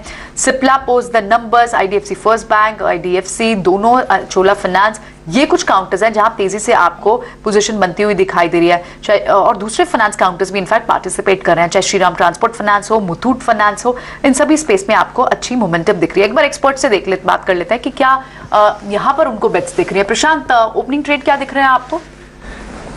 जी प्रियंका, जैसे मैंने कहा था, एक तो मुझे मेटल्स काफी अच्छी ओपनिंग लग रही है और जिंदाल स्टील जो मेरा पिक था वो अच्छा लग रहा है। और इसके अलावा अगर मैं नेक्स्ट सेक्टर यानी मिड और स्मॉल कैप में जाऊं तो मुझे लग रहा है कि जो हमने एक नेक्स्ट पिक सिलेक्ट किया था देवयानी, उसकी भी ओपनिंग काफी अच्छी रही है। और केमिकल सेक्टर से मुझे लग रहा है बालाजी अमाइंस एक अच्छे लेवल पे, करीबन अभी ये 3400 के आसपास चल रहा है। थोड़ा बड़ा शेयर है बट मुझे लग रहा है ये रिटर्न्स के पर्सपेक्टिव से अगर आप देखो तो बहुत अच्छे रिटर्न्स ये सालाना दर्जे पर देता है। मुझे लग रहा है इस लेवल पे इसको हम खरीद सकते हैं और स्टॉप लॉस रख सकते हैं करीबन 3365 3365 पे, और टारगेट हम रख सकते हैं करीबन 3550 के आसपास। तो मुझे लग रहा है कि रेजिस्टेंस के करीब आया बट इसके वॉल्यूम्स इसको बहुत सपोर्ट कर रहे हैं, तो इसमें मैं डेफिनेटली एक बाय ट्रेड करना चाहूंगा। ठीक है, सो क्लियरली मेटल पैक में आपको टाटा स्टील, हिंडाल्को, यहाँ पर तो अच्छी तेजी दिख रही है और ये तेजी और बढ़ती जिंदल स्टील, इन सब स्टॉक्स में भी दिखाई दे रही है। आज आपको फार्मा काउंटर्स भी अच्छे दिखाई दे रहे हैं, नंबर्स अच्छे आए हैं। सिप्ला हो, सन फार्मा हो, वहां नंबर्स आए हैं। उसके बाद आप जिन स्टॉक्स में आज तेजी दिख रही है, ल्यूपिन नंबर्स आ चुके हैं, यहाँ नंबर्स आने हैं। ल्यूपिन हो, सिंजन हो, यहाँ पर आपको थोड़ी सी पोजिशनिंग, सन फार्मा की अपनी हमने जिक्र किया। क्या फार्मा स्पेस से कोई बेट्स आज के लिए ली जा सकती है? खुश देखिए, सिप्ला का तो हमने सुबह डिस्कशन किया ही था एंड वहां पे हमने डिस्कशन किया था with the target of 1000, opening में ही अचीव हो गया है, वहां से जरा सा करेक्शन आ रहा है। दूसरा जो स्टॉक है देखिए सन फार्मा है, लेकिन मैं एक क्विक व्यू लेना चाहूंगा तो ब्रॉडर मार्केट से कि हम जिस तरह से बात कर रहे थे कि जरा सा पॉज आ सकता है मार्केट्स में, वो हम आते हुए देख रहे हैं। In fact I also go to the extent कि अगर कोई ब्रेव ट्रेडर्स हो तो आज का जो डे हाई बना है उसके साथ आप या तो शॉर्ट कर लीजिए, एक स्टॉप लॉस के साथ पुट बाय कर लीजिए, it might just work in your favour. Dips में बाय करेंगे बट अब जिस तरह का हम सेलिंग प्रेशर देख रहे हैं ऑन द इंडेक्स और स्टॉक्स में भी हम जरा सा सेलिंग प्रेशर आते हुए देख रहे हैं, डेफिनेटली आपको ट्रेलिंग स्टॉप लॉस के साथ एग्जिट तो कर ही जाना चाहिए। बट अगर निफ्टी नेगेटिव में आके थोड़ा सस्टेन करता है तो डे हाई के साथ आप यहाँ पे शॉर्ट पोजीशन भी इनिशिएट कर सकते हैं for a target of about 50 to 75 points on the down side. Interesting है, यही बात हम सुबह से आपसे कह रहे हैं कि एक बार निफ्टी में ना रुकिएगा 10 से 15 मिनट के लिए। खुश जैसे कह भी रहे हैं, हालांकि उन्होंने शॉर्ट तक की भी बात बोल दी है, लेकिन बैंक निफ्टी आपको पहले लाल निशान में दिखेगा। ये सुबह हमने जब आपको डेरिवेटिव का डाटा बता रहे थे तब भी आपको कहा था कि निफ्टी और बैंक निफ्टी के मुकाबले प्रॉफिट बुकिंग बैंक निफ्टी में ज्यादा स्पीड से आ सकती है। खैर एनी हाउ, एक शेयर मेरी लिस्ट में आया बॉम्बे स्टॉक एक्सचेंज BSE का, देखते देखते करीब 1% और ऊपर हो गया। अब कुल मिला के बढ़ा था इसमें 3.25% की।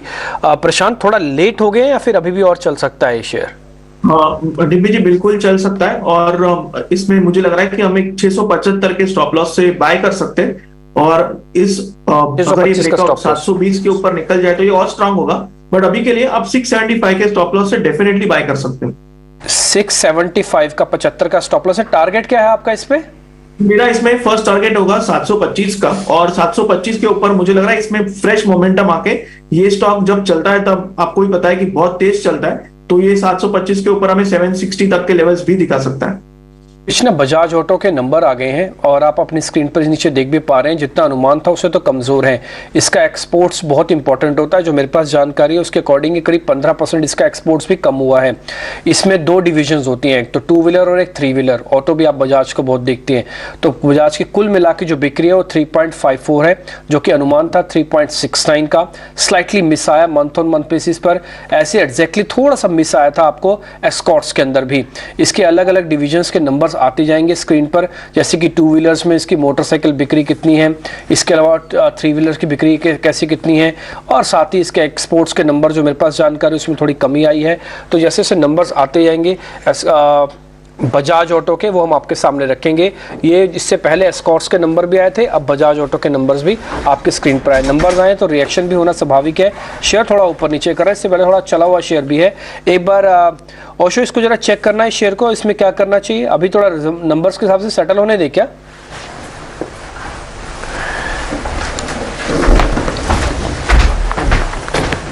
आवाज पहुंची ओशो आप तक?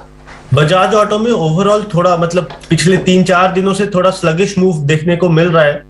अभी अगर देखें तो ट्रेंड अभी भी इसका पॉजिटिव है। पिछला जो लो था 3850 3860 का, उसके ऊपर जब तक सस्टेन करता है इसका ट्रेंड पॉजिटिव ही कंटिन्यू रहेगा।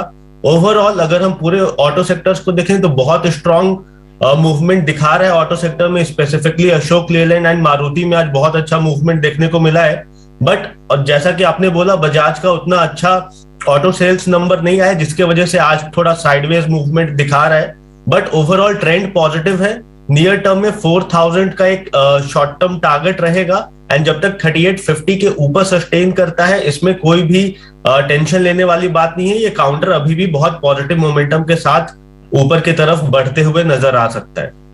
तक इन लाइन नंबर्स आ रहे हैं। जो हमने ईटी नाउ ने जो प्रीव्यू तैयार किया था उसमें हमने क्लियरली भी सुबह भी बात की थी कि पैसेंजर सेगमेंट के आपके नंबर्स एक अच्छे एक्सपेक्टेड है, लेकिन थोड़ा प्रेशर ट्रैक्टर सेगमेंट पर रह सकता है। आपने स्कॉट्स के नंबर्स भी देखे, क्योंकि यहाँ साइंस ऑफ स्लो डाउन दिख रहे हैं। रेन डेफिसिट एक फैक्टर रहा है, और दूसरा जितने भी मीडियम हैवी कमर्शियल व्हीकल्स है वहां पर भी हेल्दी रह सकती है ग्रोथ। तो ये, और साथ ही पैसेंजर व्हीकल प्रोडक्शन वो स्ट्रॉन्ग रही है, तो मारुति के नंबर्स पर नजर रहेगी। इनफैक्ट M&M के भी पैसेंजर व्हीकल सेगमेंट, एक तो proof of course the biggest news of the Scorpio and booking also, वो भी हमारे सामने। और आप इस वक्त डेरिवेटिव स्पेस पे देखें भी तो आपको कमर्शियल व्हीकल या फिर पैसेंजर व्हीकल के कुछ स्टॉक्स जैसे मारुति, M&M यहां पर अच्छी तेजी दिख रही है। कमर्शियल व्हीकल में आपको अशोक लेलैंड तेज दिखाई दे रहा है। तो ऑटो पैक पे ही क्या आज बेट्स ज्यादा लेनी चाहिए? यहां से आज हालांकि बहुत ज्यादा बेट्स निकल कर आई नहीं। खुश, आप ऑटो पैक से कोई बेट लेंगे तो क्या लेंगे? जी हाँ, देखिए मैं फिलहाल अगर किसी स्टॉक पे बेट लूंगा तो दैट इज टाटा मोटर्स। हम काफी समय से इस स्टॉक में एक स्लगिश मूवमेंट देख रहे हैं, लेकिन अगर हम इसकी अंडरटोन देखें तो बहुत पॉजिटिव है। ये स्टॉक हायर लोज बना रहा है, और एक पैटर्न जो मुझे बड़ा अच्छा लगता है which is like an ascending triangle. तो 450 के जो लेवल्स थे उसके आसपास बार बार स्टॉक आके होल्ड कर रहा था, लेकिन हमेशा एक पॉजिटिव बाइस के साथ ही स्टॉक ट्रेड कर रहा था।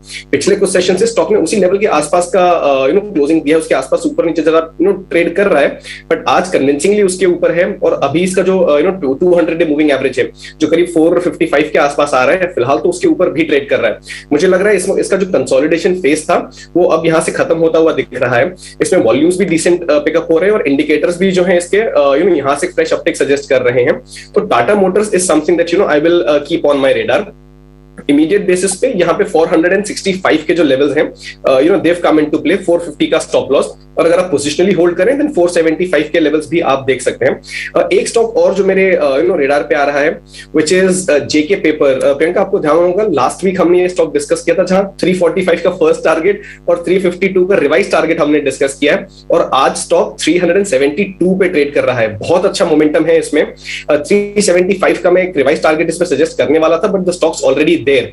तो अगर किसी के पास हो तो ट्रेलिंग स्टॉप लॉस से होल्ड करें या जरा सा प्रॉफिट बुकिंग भी कर लें, बिकॉज बहुत अच्छा रन अप ऑलरेडी स्टॉक में आ गया है। So JK paper is one stock that should be on investor and traders radar.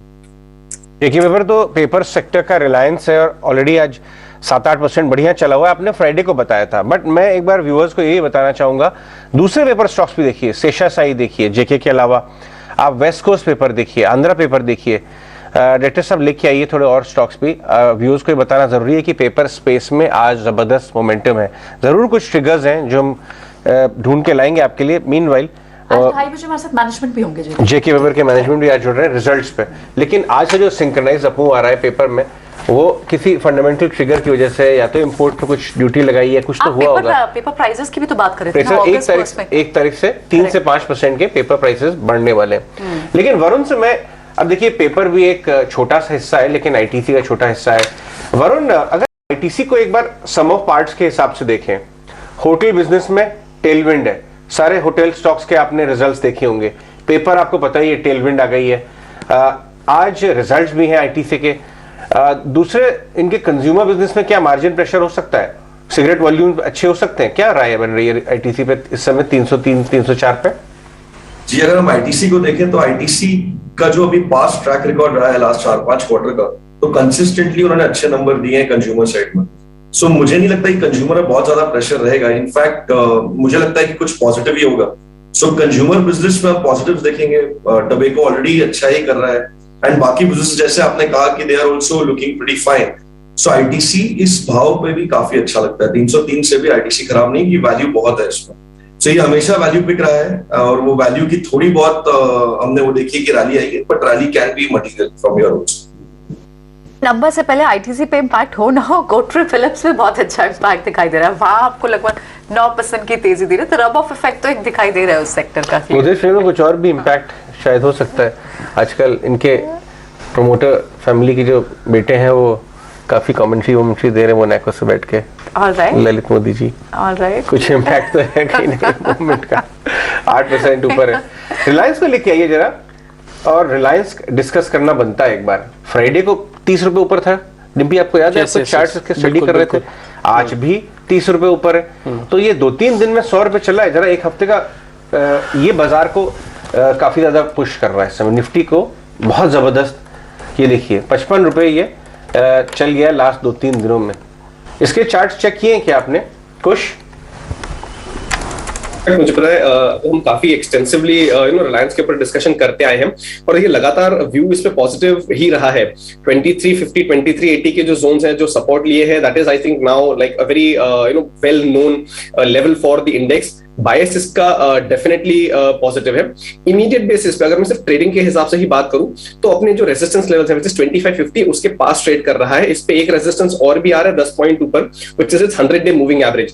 But अगर ये आप ट्रेडिंग पोजीशन के हिसाब से ले रहे हैं, क्योंकि स्टॉक में इतना रन अप आया है, आप कोई लेवल्स ढूंढ रहे हो प्रॉफिट बुक करने के लिए, तो उस हिसाब से these levels will act as your profit booking zones. Otherwise अगर आप हमसे पूछे तो यहाँ पे अभी भी स्टॉक में एक अपसाइड है। जो 2620 जो इसके रिसेंट हाइस थे, वहां तक स्टॉक में बिल्कुल जाने का पोटेंशियल यहां से भी लग रहा है। और अगर आप फ्रेश एंट्री इनिशिएट करते हैं तो 2518, 2515 के जो जोन्स हैं, इन लेवल्स के पास अपना स्टॉप लॉस लेके चलिए। स्ट्रक्चर अभी भी पॉजिटिव है, इंडिकेटर्स जो हैं इसके अभी भी एक अपटिक सजेस्ट कर रहे हैं। तो अगर कोई ट्रेड लेना चाहे तो then definitely will be on the buy side. के अंदर आप मूवमेंट देख ही पा रहे हैं। एक दो आपको और शेयर्स भी ध्यान रखने, जैसे मैंने आपको बॉम्बे स्टॉक एक्सचेंज का शेयर बताया, इसी तरह से एक पॉलीकैब भी देखिए, ये आज खुला था, गैप डाउन हुआ था, लेकिन इसने अपने सारे गैप्स को फिल किया, अभी करीब 0.5% ऊपर है। ऐसे शेयर्स पे ज़्यादा ध्यान रखना होगा जिन्होंने गैप डाउन करने के बाद अब अच्छी मूवमेंट दिखा रहे हैं। एक बार ये शेयर चेक करेंगे आप प्रशांत, क्या ये अच्छा चलेगा क्या आज के लिए? ये सिर्फ आज के लिए पूछ रहा हूँ, कल नहीं कैरी करेंगे, बड़ा शेयर है।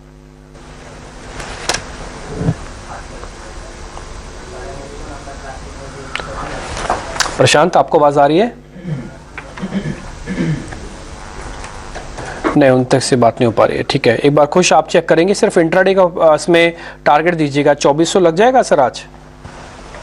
पॉलीकैब की बात कर रहे हैं, करेक्ट? पॉलीकैब की जी हाँ, देखिए स्टॉक में मोमेंटम तो अच्छा है, बट कहीं ना कहीं हम लोग को लग रहा है कि शायद ये जो रेजिस्टेंस जोन है ये 2340 के आसपास है। तो यहाँ कंडीशनल बाय में दे सकता हूँ कि अगर इसके ऊपर ट्रेड करके सस्टेन करता है तो 2395 रादर जो आप 2400 के लेवल्स बता रहे हैं, they will definitely come into play. आज हमने एक अच्छा बाउंस इसमें आते हुए देखा है, तो ये भी एक एनकरेजिंग साइन है। बट 2340 के ऊपर इसमें बाय इनिशिएट करिए 2400 के टारगेट्स के लिए, और जो स्टॉप लॉस है 2300 का ही आप लेके चलिए। तो सेटअप पॉजिटिव है, बट थोड़ा सा और स्टॉक में मोमेंटम बढ़ने दीजिए, तब आप इसमें एंट्री बना सकते हैं। अभी ऑटो के ना सेल्स के नंबर भी आ रहे हैं। इससे पहले बजाज ऑटो के नंबर आ चुके हैं और साथ ही साथ एस्कॉर्ट्स ने अपने ट्रैक्टर डिवीजन के नंबर दे दिए हैं। तो 2 यहाँ पे नंबर्स ऑलरेडी आ चुके हैं और नंबर्स भी आएंगे। ऑटो इंडेक्स आज का स्टार परफॉर्मर भी है, आज ऊपर भी चल रहा है। एक शेयर जिसपे सबसे ज़्यादा नज़र थी नंबर्स के लिहाज से, और दोनों नंबर्स के, क्वार्टरली नंबर्स और दूसरे नंबर्स के हिसाब से, वो था अशोक लीलैंड। अशोक लीलैंड ने फाइनली 155-156 के ऊपर अभी आके ट्रेड करना शुरू कर दिया है। ये 5% ऊपर है। एक बार इस पे आपकी ओशो रिकमेंडेशन चाहिए। ये एक्चुअली इसका बड़ा ब्रैकेट था 155 से लेकर 145 तक का, ये तोड़ नहीं रहा था, इसको ट्रिगर चाहिए थे। सेल्स के नंबर अभी आना बाकी हैं और इसने 156 ब्रेक कर दिया। आपकी राय चाहिए एक बार 5% ऊपर। देखिए ओवरऑल एक कंसोलिडेशन ब्रेकआउट इसमें देखने को मिला है, बट आज जैसा कि ये 5% ऑलरेडी मूव ऑन हो चुका है, तो बेटर रहेगा एक कूल ऑफ इफेक्ट यहाँ पे हम देखें, थोड़ा प्रॉफिट बुकिंग देखने को मिल सकता है। ओवरऑल ट्रेंड बहुत स्ट्रांग है बिकॉज ब्रेकआउट आया है, मेजर ब्रेकआउट आया है। सो एक्सपेक्टेड रहेगा कि ये नियर टर्म्स में और ऊपर नियर टू 162 से 165 का इमीडिएट टारगेट इसका बनता हुआ आ रहा है। बट ओवरऑल अभी इस पे बहुत अग्रेसिवली बाइंग नहीं करना चाहिए आज के दिन पे। आज इसमें थोड़ा कूल ऑफ आ जाए 152 154 पे, तो वापस से हमें एक बाइंग अपॉर्चुनिटी इसमें मिल सकती है। ठीक है, बिल्कुल। अब आई थिंक हम बात कर रहे थे कि वहां पर क्या आज किस तरह का बाउंस बैक होगा, या अभी तो इनिशियल प्रेशर में है, लेकिन नंबर्स जिस तरह से आ रहे हैं किस तरह की स्लो डाउन की इंडिकेशन है। इनफैक्ट टीसीएस के समीर शेख सरिया से अनीशा ने खास बातचीत की, उनसे समझने की कोशिश की कि किस तरह का दिमाग आउटलुक दिख रहा है, बिग ऑर्डर विन किस तरह की है, ऑर्डर पाइपलाइन कैसी है। तमाम कॉन्वर्सेशन आप आगे लेटर इन द शो देख सकते हैं। चलिए आगे बढ़ें और हम आपको बताएं क्या हो रहा है।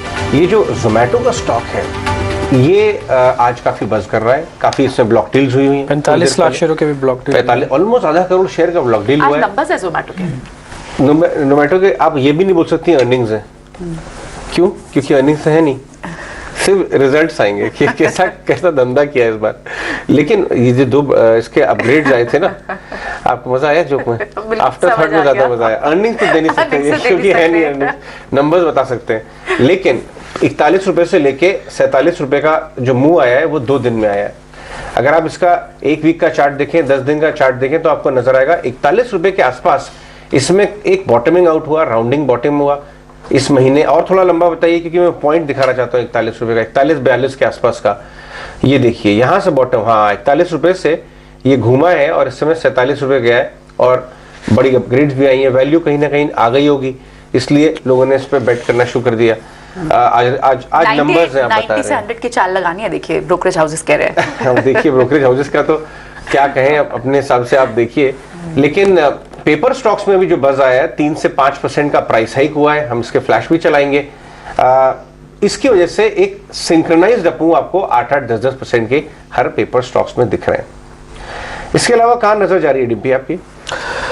एक्चुअली अगर आप आज मिड कैप का सेगमेंट देखेंगे ना, वहां पे थोड़ी आपको ज्यादा अच्छी बढ़त दिखेगी। यही बात हमने आपको ट्रेडर स्क्रीन में बताई थी, याद है कि ये हफ्ता या इस फेज ऑनवर्ड्स मिड कैप चलेंगे। हाँ, तो आज मिड कैप के अंदर आपको परसेंटेज के जाना मिलेगा। एक्चुअली में अगर आप निफ्टी के हिसाब से देख रहे हैं तो वहां पे थोड़ा सा लिमिटेड है।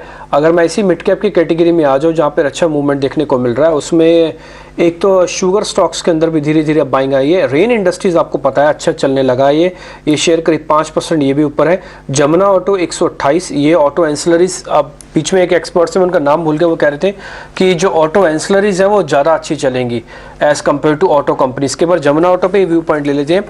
ये जब 110 का रेंज पार किया तो 130 बहुत स्पीड से आ गया ओशो, उसके बाद अभी ये 127 128 पे आकर थोड़ा रुक सा गया है। ये और चलेगा या फिर वापस 110 आने की तैयारी कर रहा है?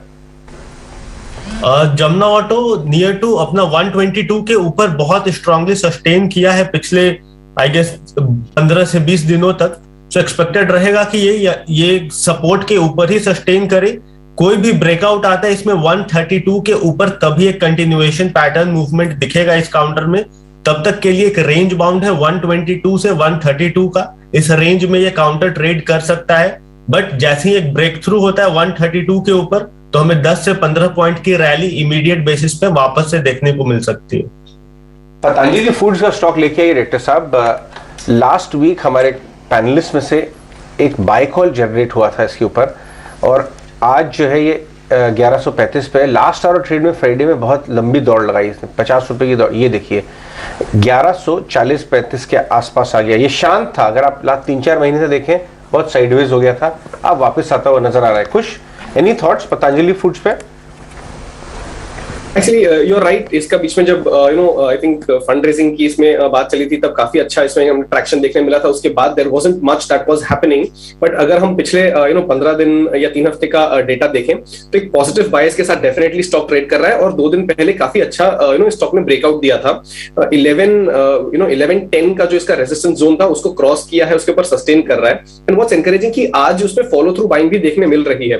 तो इमीडिएट बेसिस पे आप इस पे एक लॉन्ग पोजीशन बना सकते हैं। इंडिकेटर सेटअप भी पॉजिटिव है। यहाँ पे जो आपका टारगेट निकल के आएगा, I would suggest play for smaller targets in this. 1200 के टारगेट्स के लिए प्ले करिए। यहाँ पे जो स्टॉप लॉस है ये करीब आप 1120 के जो जोन्स हैं यहाँ पे लेके चल सकते हैं। ऑलराइट, कुछ दिनों से हम देख रहे हैं कि जितने भी प्लास्टिक प्रोडक्ट्स हैं वो अच्छे चल रहे हैं। पहले सुप्रीम का आप उसमें अच्छा आपको ट्रैक्शन दिख रहा था, आज आपको नीलकमल जैसे स्टॉक पे अच्छी खासी मूव दिख रही है। ओशो, यहाँ पर कुछ आप बेट्स आइडेंटिफाई कर रहे हैं? ओवरऑल काउंटर में थोड़ा लिक्विडिटी कम है, बट अगर जैसे नीलकमल स्पेसिफिकली बात करें तो इसमें आज वॉल्यूम बेस्ड ब्रेकआउट देखने को मिला है। बट अगर हम इसका हिस्टोरिकल मूवमेंट देखें तो 1 से 2 दिन का बहुत मेजर स्ट्रॉन्ग मूवमेंट आता है, उसके बाद ये काउंटर में थोड़ा स्लगिशनेस मूव दिखना चालू हो जाता है। सो ओवरऑल टेक्निकल लेवल्स पे यस, नो डाउट ये काउंटर ने बहुत अच्छा मूव ऑलरेडी दे चुका है। बट अपर साइड में इमीडिएट रेजिस्टेंस भी इसका 2250 के पास में ही है, जो कि इसने आज ओपनिंग टिक में वापस से टेस्ट भी किया था। सो जब तक इसके ऊपर एक डिसाइसिवली क्लोजर नहीं देता है तब तक ये काउंटर में थोड़ा साइडवेज मूवमेंट बरकरार रहेगा। सो बेटर है कि एक बार क्लोजर बेसिस पे 2250 के ऊपर काउंटर चला जाए तो पोजिशनल बेसिस के लिए इसको बाई रिकमेंडेशन इसमें स्टार्ट हो सकता है। ठीक है, 2 काउंटर्स और यहाँ पर एक बार इनकी बात कर लेते हैं। और इनके अजय देखिए नंबर्स नहीं, अर्निंग्स आनी है। वरुण बेवरेजेस नहीं, इनके अर्निंग्स आनी है बिल्कुल। सो वरुण बेवरेजेस और बारबेक्यू नेशन इसलिए भी क्योंकि बहुत सारे QSR, फूड जॉइंट्स, ईटरीज, इन सब सेगमेंट्स में, इन सब सेक्टर के स्टॉक्स हमने देखे हैं कि वो काफी अच्छी पिक चली भी हैं, आइडेंटिफाइड भी हुई है हमारे एक्सपर्ट्स के थ्रू। वरुण बेवरेजेस हो, बारबेक्यू नेशन हो, इनमें दोनों में कौन सा ज्यादा स्ट्रॉन्ग लगता है? क्या पोजीशन ली जा सकती है? बहुत चल चुके हैं ऑलरेडी। प्रशांत जी प्रियंका, मुझे लग रहा है कि Varun beverages is one of my favourite portfolio stocks. अभी करीबन 905 चल रहा है। अभी भी इसमें हम 875 के स्टॉप लॉस से बाय कर सकते हैं और बिल्कुल होल्ड कर सकते हैं फॉर टारगेट्स अराउंड 975 980। ठीक है, वरुण बेवरेजेस को यहाँ पर बाय रिकमेंडेशन देंगे। चलिए 9:40 पे खास कॉन्वर्सेशन भी हमारे साथ अजय, आपने बहुत इंटरेस्टिंग कॉन्वर्सेशन की थी विनीत सांबरी के साथ। ये कॉन्वर्सेशन इसलिए सुनना जरूरी है क्योंकि मिड कैप्स आउट परफॉर्म कर रहे हैं और मिड कैप स्टॉक पिकिंग में विनीत सांबरे जैसे बहुत चुनिंदा लोग हैं। ये मिड कैप और स्मॉल कैप एक्सपर्ट माने जाते हैं और इनका मामला इनसे आप बात करिए ना, कई बार क्या होता है कि मिड कैप्स और स्मॉल कैप इन पर्टिकुलर को डिम्पी उतनी इज्जत नहीं मिलती बाजार में, लेकिन मिड कैप्स एंड प्राउड ये वाला मॉडल है सांबरे साहब का, तो मिड कैप्स लेने की बात कर रहे हैं। आइए सुनते हैं उस कॉन्वर्सेशन को। अक्टूबर से हमने जो मार्केट में